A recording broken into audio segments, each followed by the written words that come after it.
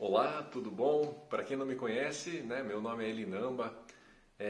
Normalmente eu tenho uma rotina aí de estar gravando alguns conteúdos direcionados à minha área de atuação, mas hoje quando eu acordei, me passou pela cabeça a ideia de gravar um pouquinho, um conteúdo um pouco mais diferente, né? Posso dizer até não colocar como um conteúdo, mas uma forma de colocar talvez um pouco da minha opinião dentro do que vem acontecendo hoje no nosso dia a dia, né? Então, hoje aqui em Curitiba é um dia que está um pouquinho frio, então acordei, coloquei meu moletom, né? Coloquei uma touca ali para esquentar um pouquinho mais ali a cabeça. E quando eu resolvi gravar esse vídeo, eu fiquei pensando, bom, então agora vou me arrumar, vou, né, me preparar aqui para gravar esse conteúdo. E aí comecei a refletir comigo mesmo, né? E pensei que não deveria fazer isso, né? Eu deveria gravar esse vídeo da maneira que eu tô aqui hoje na frente de vocês, né? Por quê? Exatamente porque às vezes a gente tem alguns preconceitos relacionados à maneira da pessoa se vestir, né? Tem muita coisa, tem muito se levantado a questão a questão racial, da cor da pele da pessoa, enfim. Mas eu vejo que o preconceito vai além da cor da pele, né? Às vezes, meio que inconscientemente, a gente tem alguns preconceitos, a gente tem algumas crenças limitantes, né? Eu acho que é isso que eu posso estar colocando e que eu quero falar um pouquinho com vocês sobre nossas crenças limitantes. E isso acaba impedindo muitas vezes de a gente conhecer pessoas novas, né, ter novos contatos, conteúdos diferentes, né? E às vezes quando você olha uma pessoa que você está procurando uma informação que ela não se enquadra dentro daquele padrão de vestimenta ou, né, até de características físicas, isso acaba gerando um fator que muitas vezes te impede de se aproximar dessas pessoas, né? Sendo que muitas vezes o que a gente deve levar em consideração quando a gente vai à busca de um conhecimento, por exemplo, é o conteúdo da pessoa e não as suas características físicas, nem como ele se comporta e nem como ele se veste, né? Então, quando pensei no vídeo, falei, não, vou gravar do jeito que eu tô, né? Então, para quem não conhece a minha parte profissional, eu sou dentista, eu sou especialista em odontologia do esporte, tenho especialização, mestrado e doutorado dentro da área. É a área que eu amo de paixão, mas esse vídeo não está direcionado para os meus alunos ou para as pessoas que curtem a minha área de atuação. Esse vídeo se destina a qualquer pessoa que talvez no seu dia a dia tenha passado por esse tipo de situação, né? Então, quando a gente fala aí sobre a questão de até acabei esquecendo o termo que eu coloquei aqui para vocês. Mas quando a gente fala sobre essa questão de crenças limitantes, lembrei a palavra, crenças limitantes. Tem várias coisas no nosso dia a dia que nos impedem de fazer algumas coisas porque inconscientemente a gente apresenta esse tipo de crença, né? Então, para não ir muito longe, eu vou apresentar aqui uma das crenças que eu tenho e que eu estou trabalhando para melhorar com relação a tudo isso, mas eu tinha essa crença limitante, né, de que a parte financeira, de que o dinheiro não era uma coisa boa para o nosso dia a dia. E foi difícil de entender, né, porque eu relacionava dinheiro à corrupção, a coisas ruins, enfim. E aí eu comecei a buscar em mim mesmo, né, fiz alguns processos, fiz um processo de coaching, inclusive, para tentar entender porque eu tinha essa dificuldade com relação à parte financeira. Nunca me faltou dinheiro, nunca passei por necessidade, né? Mas o que acontecia é que nunca sobrava também dinheiro dentro das coisas que eu fazia no meu dia a dia. E aí eu entendi, dentro do processo de coaching que eu acabei realizando alguns anos atrás, que esse bloqueio que eu tinha era uma coisa meio que inconsciente, mas é uma crença que me limitava a me desenvolver nessa parte, né? Então o que acontece? Dentro da minha família, o meu pai ele tem uma preocupação muito grande com essa questão financeira. E não estou julgando essas questões, né? Lógico que a gente tem que levar em consideração a criação, né? Ele veio de uma família que não tinha uma condição financeira tão favorável, né? Então a família teve que trabalhar muito para construir e conseguir o que eles têm hoje. Então ele tem esse apreço, essa valorização do dinheiro de uma forma um pouco diferente da minha concepção e da minha filosofia talvez de vida, né? Então a cobrança dele com relação a resultados estava sempre direcionada à parte financeira. Então se eu estivesse ganhando muito dinheiro com aquilo que eu estava fazendo, isso era o conceito de resultado, né, para ele. E na minha cabeça o dinheiro não era importante. Importante era o conhecimento, importante era a satisfação pessoal, importante eram as pessoas que dentro desse caminho eu conheci na minha vida e tudo que eu consegui desenvolver aí dessa forma, né? E lógico, eu acabei percebendo que essa crença limitante muitas vezes é que fazia com que eu me auto-sabotasse, mesmo que inconscientemente, a querer mais dentro da parte financeira, a entender que o dinheiro, né, não está só relacionado às coisas materiais, que eu não me apegava muito e até hoje não me apego, mas que isso poderia ser revertido de uma forma melhor dentro da minha vida, né, de talvez trazer mais conforto, poder conhecer mais lugares, enfim. Hoje então eu tenho uma outra visão dessa questão financeira também, né? Então isso acabou abrindo um pouquinho a minha cabeça, né, sem julgamentos e sem preconceitos estabelecidos. Então, isso foi o que aconteceu com relação à minha crença limitante. E todo mundo às vezes tem a sua crença limitante.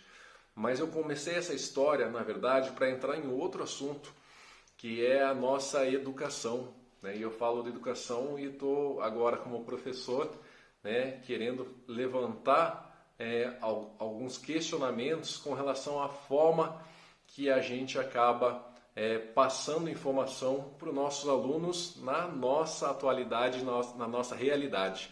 Então, o que eu posso falar, e a gente consegue separar de uma forma temporal, né, a nossa situação do nosso país, ou melhor, a nossa situação de uma forma mundial, em duas coisas, né? Antes do coronavírus e talvez aí a gente vai poder separar depois do coronavírus. Mais ou menos antes de Cristo e depois de Cristo, então é AC e DC, mas agora relacionando a essa pandemia aí que surgiu no nosso país.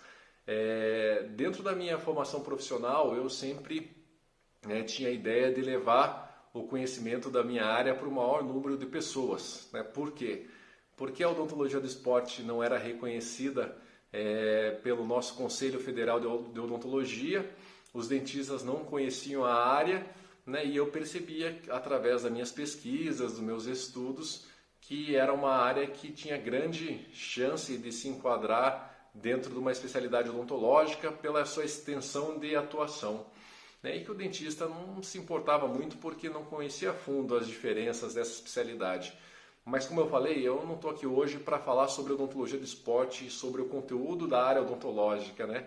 Mas estou citando esse exemplo aqui para vocês, por quê?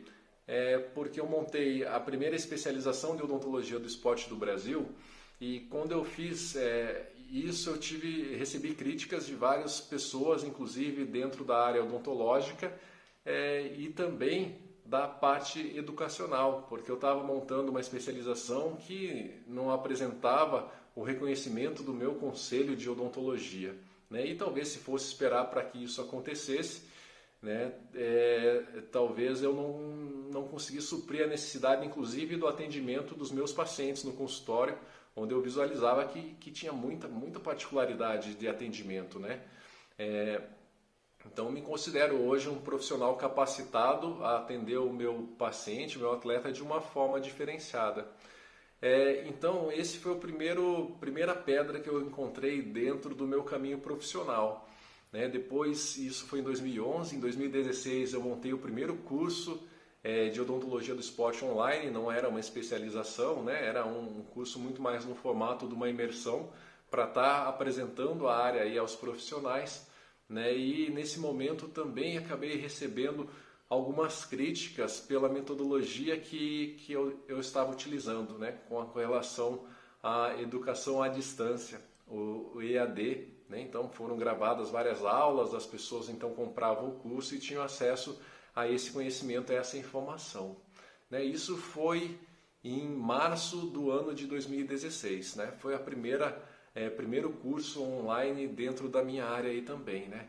E aí a gente acaba caindo no ano de 2020. Começa uma pandemia onde todo mundo acaba tendo que ficar enclausurado dentro de casa, né, para evitar que essa pandemia se alastre de uma forma muito pior. Então esse isolamento fez com que as pessoas mudassem as suas rotinas. Né? Dentro da odontologia, muitos pacientes acabaram desenvolvendo outros problemas pela ansiedade gerada por esse isolamento. Né? Então, até quem trabalha com a DTM, né, igual o meu colega, amigo Daniel Bonotto, provavelmente vai voltar no consultório com muitos pacientes, né, por causa que essa ansiedade pode ser um fator etiológico para desenvolver esse tipo de doença e outros tipos também. Depressão, né, outras coisas que acabam acontecendo em decorrência desse confinamento. E as pessoas começaram a produzir mais conteúdo nessa parte online. Né? Isso foi uma das coisas assim que foi aproveitar o momento para estar expandindo de outras formas, né? Porque se a gente não pode montar um curso de forma presencial, ou não pode participar de um congresso, né? Esses caminhos deveriam acontecer de outra forma. E todo mundo dentro de casa, né? E essa é a grande evolução, eu acho, da educação. Quando eu cursava ainda a minha universidade, eu tive que fazer meu trabalho de conclusão de curso dentro de uma biblioteca, procurando artigos, né? Então às vezes demorava um pouco para que isso acontecesse. E hoje o meu aluno, né, os alunos da graduação, tanto quanto os alunos da pós-graduação, praticamente não usam de uma forma tão frequente a biblioteca como era usada antigamente. Né? As revistas impressas também, a gente não tem tanto acesso como era antigamente. Hoje é tudo virtual, então as pessoas têm o conhecimento na sua mão, literalmente, no seu celular. E isso fez com que ocorresse uma mudança dentro dessa questão educacional também. Né? Enquanto que antigamente o paciente chegava no consultório e não tinha muito conhecimento sobre o problema ali que ele estava apresentando, hoje os pacientes muitas vezes chegam com um diagnóstico pronto para o médico, para o dentista, porque ele tem acesso à internet. Às vezes a informação que ele busca talvez não seja a mais adequada, mas se ele tiver um pouquinho de conhecimento, ele consegue buscar boas informações com respaldos científicos dentro dos sinais e sintomas que ele acaba apresentando ali, né, em determinadas doenças. E isso na educação foi uma revolução muito grande. No meu tempo se começava a utilizar o telefone celular para você falar com alguém. Hoje praticamente ninguém faz ligação do telefone, manda mensagem, manda WhatsApp, manda um áudio. E talvez daqui a alguns anos o que eu esteja falando aqui para vocês hoje, né, já vai estar bem ultrapassado. Talvez existam outras formas de se comunicar que a gente vai vir a desenvolver ainda. Então, essa revolução da educação começou a partir do momento que a gente tem mais acesso à informação, né? Então isso facilita muito o aprendizado. E eu acabei percebendo, fui professor universitário de 2004 até 2016, né? Era professor aqui de uma universidade aqui em Curitiba, dei aula para graduação de odontologia e até hoje eu participo de várias pós-graduações, tenho cursos aí de pós-graduação dentro da minha área de atuação. Né? Então o que eu percebo? Que muito se fala sobre a mudança, dessa mudança do contato do aluno com a informação. Se cobra muito que o modelo de ensino tem que ser diferenciado, que a gente deve se adaptar a esse processo. Mas se você perceber a grade horária das graduações, das instituições de ensino, elas apresentam aquela limitação de carga horária.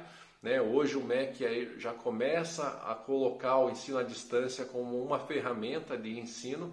Né? Aí começou a aparecer as metodologias ativas que auxiliaram muito o processo de aprendizagem do nosso aluno, né? Mas ainda existem algumas barreiras com relação ao ensino à distância, né? Na odontologia é um curso que a gente tem uma carga horária muito grande da parte prática, né? Mas alguns cursos a gente tem pouca quantidade de prática. Então é lógico que a gente talvez não consiga converter toda essa grade horária para um curso à distância, mas eu pergunto para você, qual que é a diferença de você assistir uma aula numa sala de aula, né, física, ou da sua casa, do seu sofá, ou com o seu celular na mão, né?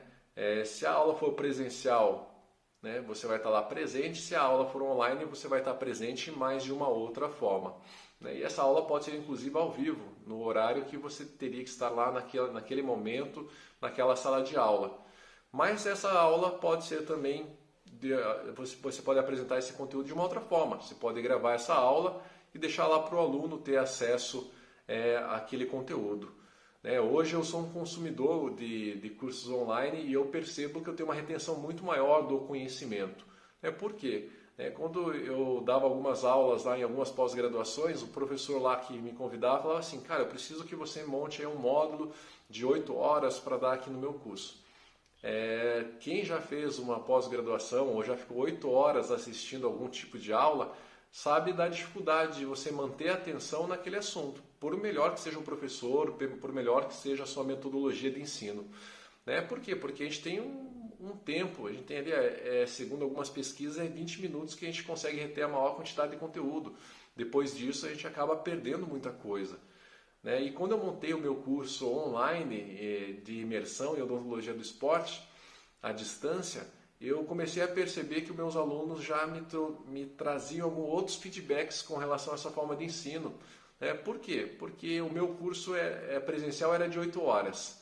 O meu curso online também era de 8 horas, mas era dividido em vários módulos, pequenas aulas, onde ele assistia lá 5, 10 minutos de um conceito, de um conteúdo. Aí, se ele estivesse tranquilo, assistia mais uma aula. Se ele se sentisse interessado, engajado, assistia uma terceira aula. Ou ele parava simplesmente, tomava um café, descansava um pouquinho e dentro do seu cronograma ele ia fazendo aquele conteúdo conforme a sua necessidade, né, e conforme ele queria estar alcançando aquele conhecimento.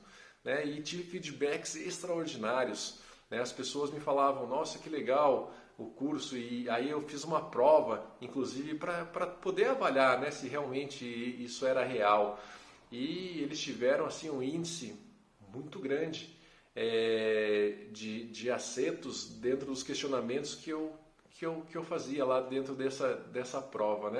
Aí tem outra coisa com relação à parte educacional, será que prova é a melhor metodologia para você verificar se o teu aluno está realmente retendo aquela informação ou não? Então essa é uma outra questão que a gente tem que avaliar também.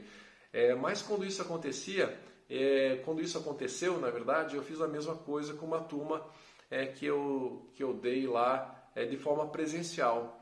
E as diferenças foram gritantes do acerto lá, as questões. Era a mesma prova, eram as mesmas questões. Então, é lógico que a retenção é muito maior quando você se predispõe a adquirir aquele conhecimento, e quando você está obrigado ali a estar participando da aula, então você está pensando em outras coisas, então passou aqueles 20 minutos, você já tem que ficar mais 7 horas ali, 40 minutos para estar terminando aquele módulo, então não tem como você absorver todo o conteúdo. Então eu acho assim que dentro da nossa pandemia a gente tem que tirar as coisas boas de tudo que acontece. E talvez a melhor de todas as coisas foi exatamente esse contato. E aí eu comecei a perceber que assisti várias lives sobre a odontologia, de diferentes assuntos. E eu percebi que inclusive os professores, a gente dentro da área acadêmica, eu comecei a perceber que tinha gente que estava querendo dar aula por live. E então assisti lives que tinham características inclusive de aulas. As pessoas apresentavam slides, artigos e algumas outras lives que eram mais um bate-papo, uma conversa informal, onde a pessoa com embasamento científico também estava levando ali o assunto ao seu público de uma forma diferente.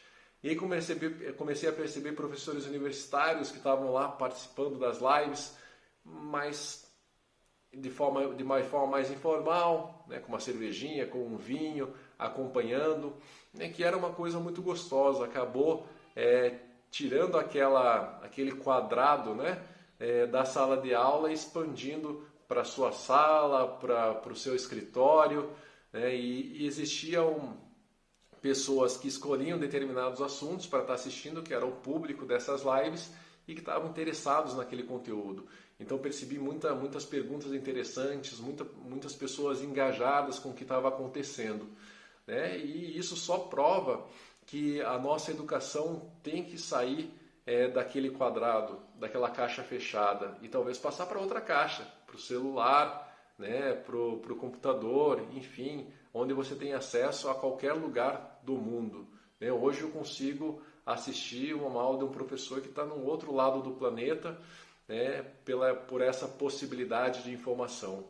E aí todo mundo relata, né? Pô, os professores têm que se adequarem a essa evolução tecnológica, mas a gente continua apresentando muitas vezes nossos conteúdos da forma tradicional. E isso acontece exatamente pelo aquilo que eu comecei a conversar com vocês no meu vídeo, pela tal da crença limitante.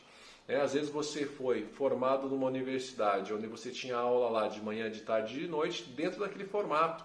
Você fez um mestrado, onde você aprendeu a dar aula dentro do formato convencional e tradicional. Você fez o doutorado da mesma forma, né? Então, o que precisa mudar, né, não são os alunos. Os alunos têm contato com essa informação e já vêm com essa bagagem. O que precisa mudar são os professores, o que precisa mudar são as instituições, que têm que entender que esse aluno não é mais o aluno de 10, 15 anos atrás, que aquela metodologia não funciona mais, né, porque o acesso à informação é muito mais tranquilo. A gente acaba sendo moldado pelas nossas crenças limitantes. Ah, não, pô, se o cara não for para a aula, ele não vai aprender. Ou se o cara não ficar ali assistindo, ele não vai aprender. É lógico que expertise e a parte prática em determinados cursos é fundamental. Mas qual que é a diferença de você assistir uma aula, um conteúdo teórico da sua casa no momento que você acha mais confortável, ou você estar presente dentro de uma sala de aula com o professor lá falando sobre o assunto, né? Não tem diferença nenhuma. E aí muitos professores acabam colocando, não, mas eu sou responsável pela formação, né, dentro daquele aluno, dentro dessa graduação, ou dentro desse curso que eu estou me propondo aqui a realizar. Eu acho assim que o professor ele tem, na verdade, a obrigação de mostrar o caminho para o seu aluno.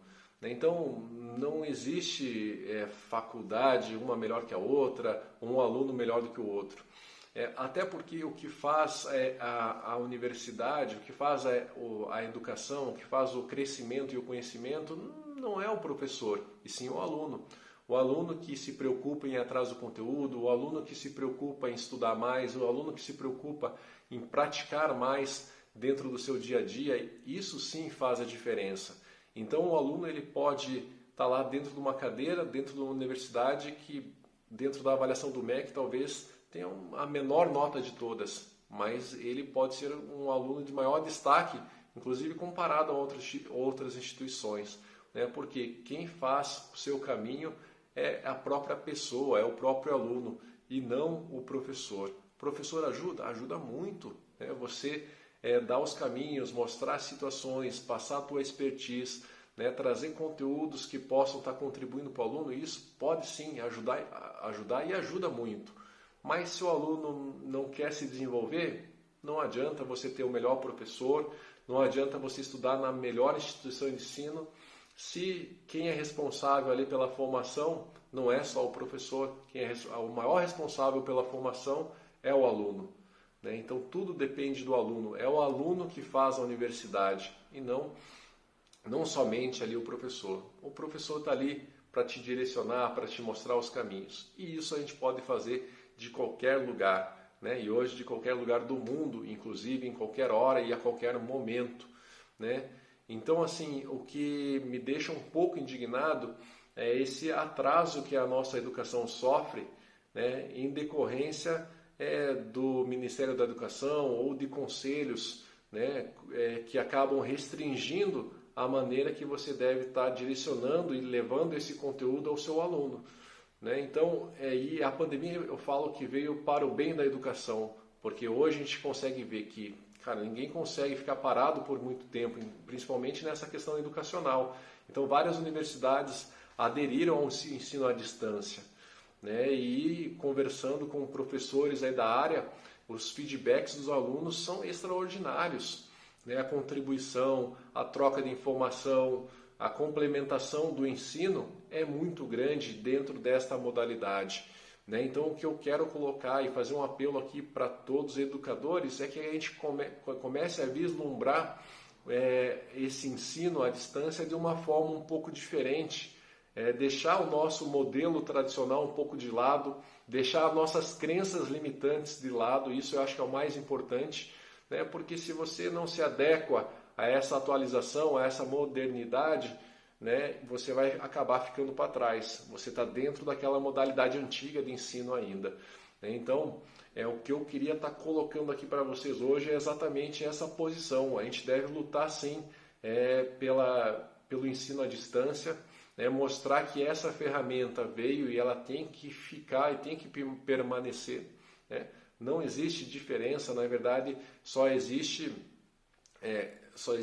benefícios dentro desse processo, né? E o professor que tem que se adequar a toda essa mudança, né? É difícil a gente encarar as mudanças da nossa vida por causa das nossas crenças tão limitantes, né? Mas então eu quero passar uma mensagem aqui para todos os educadores que a gente tem que abrir um pouquinho a nossa cabeça, ver o mundo de acordo com que ele vem evoluindo, né? E hoje ele evolui muito rápido, né? O que eu estou fazendo aqui numa forma de vídeo, talvez eu faça em outro formato daqui a alguns tempos, né? Mas a gente tem que se readequar à nossa nova realidade. Então, é lógico que a pandemia, né, trouxe uma mudança muito grande na nossa rotina, e aí eu posso falar para vocês que até as empresas e a metodologia de trabalho talvez, né, seja totalmente diferente daqui para frente. Se você olhar as empresas hoje, elas talvez percebam que elas não precisam de uma estrutura física tão grande para realizar o desenvolvimento do seu trabalho. Com o celular, com o computador, muitas coisas a gente consegue estar realizando com tanta eficiência quanto de forma presencial. Então esse é o meu recado, essa é a minha bandeira. A minha bandeira é levar o conhecimento para o maior número de pessoas que têm interesse em estar recebendo e crescendo com esse conhecimento, de acordo com a nossa realidade atual da educação. Tá? Então, eu acredito muito no EAD, acredito muito no ensino à distância e eu gostaria de profissionais da saúde, dentistas, acadêmicos, que estão vivendo este momento, que contribuam para que a gente lute por essa tendência aí mundial com relação ao nosso ensino. Vamos deixar as nossas crenças limitantes de lado. Vamos mostrar para todos que existe uma educação AC, né? Então antes do coronavírus e vai existir outro tipo de educação DC depois do coronavírus. Então, um grande abraço a todos. Se você, conseguiu assistir este vídeo até o final, eu espero poder ter acrescentado algum conteúdo aí no teu dia a dia. Tá? Então, um grande abraço aí a todos. Espero que vocês curtam aí esse conteúdo um pouco diferente do habitual que eu tenho feito aí, né, relacionado mais à minha área de atuação. Um grande abraço a todos, né? Espero vocês aí no próximo vídeo, no próximo conteúdo. E se você não assistiu agora, você pode assistir daqui um dia, 2 dias, 3 dias, enfim. Grande abraço.